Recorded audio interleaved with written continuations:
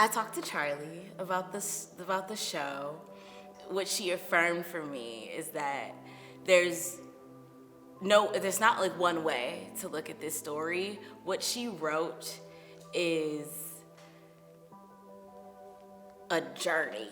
Like basically like it's a journey for the actors and all of the artists who are like sinking their teeth into this story to go on, and what we come up with will be the right thing, as long as we're leaning into it honestly. I've gone through some like personal grief and changes in my life recently. We just lost, their mother to cancer. I lost my grandma 2 years ago, and like we were like this.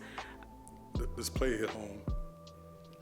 And having read the play and knowing that it's this group of people putting it on was just so exciting. A lot of like plays that I've come in contact with in like the Black theater canon, it's so much about the room and it's so much about like the doing of it together that it makes it important. One thing that I loved about Charly's play was that the play itself could be any family, even though it's written for a Black family.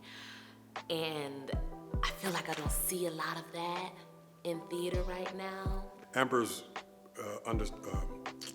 assistant directed a couple of shows that I've been in, and I just knew then, I said, okay, this is a smart young lady, and one day she's gonna be directing good stuff, and I wanna be around to be able to say, I worked on one of her plays. I definitely think, especially with the artists that we've cast, that I'm so grateful to have, that the process holds just as much weight as the product. I just love the story. I love the magic that's in the script. You know, random people can change your life. Connection can be found in the most unlikely places at the most unlikely times with the most unlikely people. Can say something to you and it just really changes your perspective or gives you a little like, and that can change your whole trajectory.